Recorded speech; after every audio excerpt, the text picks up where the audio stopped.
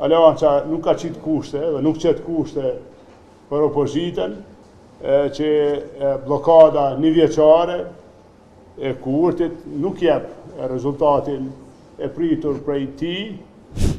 Për ne, për Aleancën, është konfirmue rezultati 8%, që është rreth 9 mandate, të ua konfirmojnë me siguri nga njohuri tona, informatat tona që kemi. Kuptohet e mirëpresim pra rezultatin final, numërimin e të gjitha votave, atyre në vend votime, me kusht të diasporës pra me post, dhe si i këtil, ky rezultat vërtet nga bën krenar me punën tonë,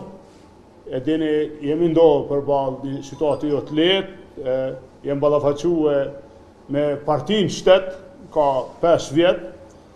edhe përkundër këtyre zhvillimeve që kanë ndodhur në vend, po vërtetohet edhe një herë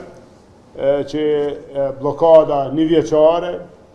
e Kurtit nuk jep rezultatin e pritur prej ti, pra ende jemi në një situatë afërsisht të njëjtë, pra e dim se po flitet për mundësinë e ndonjë rritje në numër të deputetëve, por kjo është një situatë pak a shumë e ngjashme si herën para kësaj. Ne jemi dakord që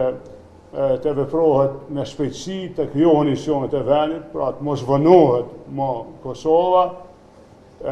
për të pas qeveri Kosova, tani duhet presim edhe një marrëveshje mes LDK-s dhe PDK-s, për shkak se e dim se blokada është shkaktuar një vit nga Kurti dhe vetëvendosje, por pashtu nuk kemi pa një gatishmëri të këtyre dy partive për një marrëveshje,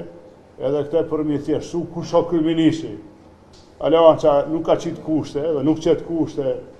për opozitën, por tani është momenti që të reflektojmë gjithë pra të mos e vonojmë vendin, nga ne të dy partit, LDK dhe PDK, e kanë një partner dhe jemi të gatshëm bashkëpunojmë me ta për t'i dhënë vendit shumicën.